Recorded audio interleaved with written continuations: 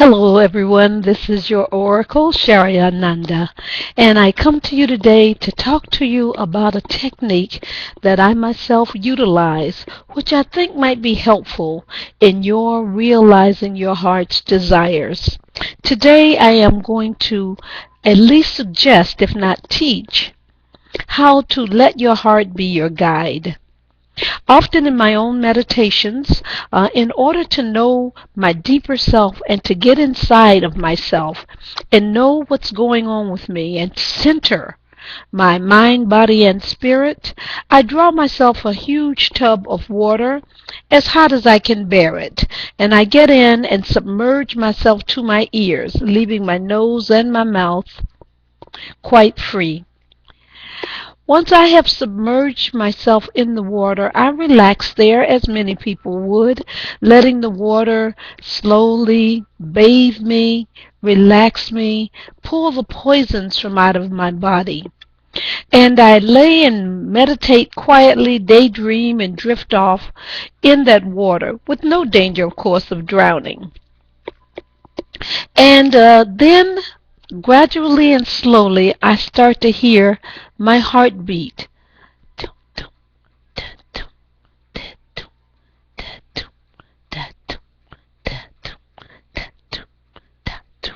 And I tune into that beat. On and on it goes. It's beat so many times since I have come on this planet. Just think of the number of days and nights that heartbeat has consciously and consistently pumped the very blood through my body, through my veins, to all of the little corpuscles and minuscule parts of my body that fuel me and make my liver and make my lungs, makes my kidneys and makes my spleen.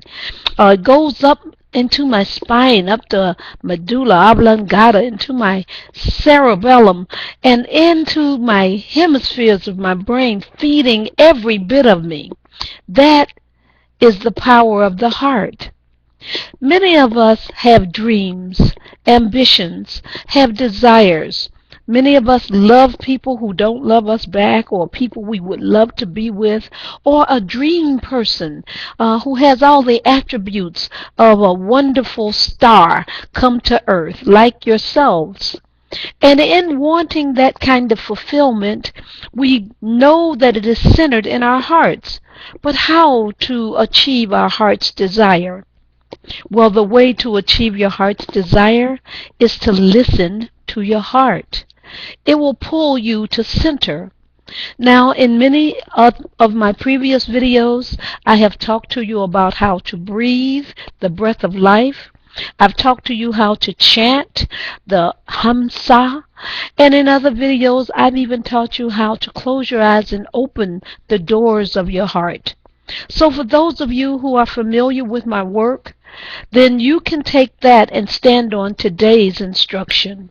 And for those of you who are not, I invite you to see some of my earlier videos, which will allow you to break down the barriers between you and finding out who you are from within, finding the great strength that you are and the wisdom that you are, available through your very heartbeat. The heart is a symbol, we are all told. It is a symbol for love. It is a symbol for compassion. It is a symbol for bravery. It is a symbol for energy. Football players actually say the player has heart. The boxer who gets back up off the floor has heart. And certainly at Valentine's Day, hearts abound. Those Valentine Day hearts that speak of love and sweetness and the actually dearness and fondness of someone to you. All of these symbols of the heart, that muscle that is in the center of our being is not in the center of our physical being for nothing. It is the center of our chakra system as well. For those of you who know that we have tiny wheels that adjust our energies as the blood is adjusted left and right, going to and from the heart. Well, our heart chakra is considered to be green in the middle of our chest, to the left slightly, of course, on some of us, and it beats constantly. The beat of the heart is the rhythm of the body. It is the rhythm of your own life force. I encourage you to take the time today to fill a tub full of water. Put yourself in there and lay still quietly and let the woes and the troubles and the cares of the day drift away as you let your mind drift away and get in tune with the rhythm of your heart. Slow your pace, slow the worries of the day, push them aside and let the goodness of your own heartbeat permeate your consciousness. I assure you that once your body is in tune with your heartbeat through the listening of your ears, so will your soul settle and know the pleasure of your being united, not frazzled, not stressed, not pulled in 100 different directions. We often talk about getting to the heart of the matter. We talk about letting your heart be your guide or giving something everything with your heart and your soul. Believe me, it is true that our hearts do guide us, and where our hearts lead us, that's where our love is. But let's say we have a love or some issue in our lives that we cannot solve. Well, the way we would solve it is to go to our hearts, physically go into our heart space and let our hearts tell us what we need to know. So now I will demonstrate to you. There is, from my own experience, several different kinds of heartbeats that I experience. My regular heartbeat is at around 69 beats per minute. Anybody's heart could beat and be strong between 50 and maybe even 120 beats per minute, depending on if you're an athlete or if you're a senior citizen, such as I am. So the heartbeat that is most common to us is this one.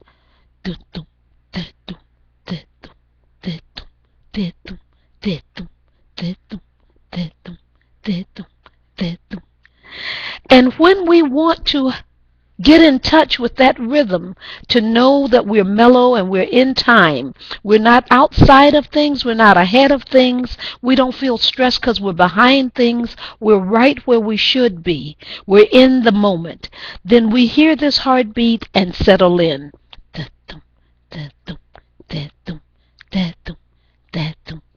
In this quiet, receptive state, you can ask yourself, how shall you handle your money problems?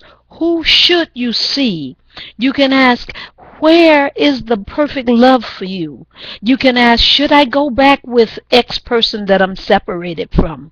You can ask, shall I take this path or that path? You can ask any number of questions of yourself. Am I being honest with myself about what I've said to this one or that one? And the heart will go, da-dum, da-dum, da-dum, da-dum, da-dum, da-dum. The thing about that is it takes you into trance, and the space that you go to will allow you to have daydreams, possibly very vivid visions, lucid thought, where your thought will become almost as if you can touch it or feel it, so that you actually hear yourself thinking. You can actually notice what you are thinking. So in that moment, you see an answer. An answer comes to you, floats past your consciousness, for you've slowed down enough to listen to what is often called that still, silent voice.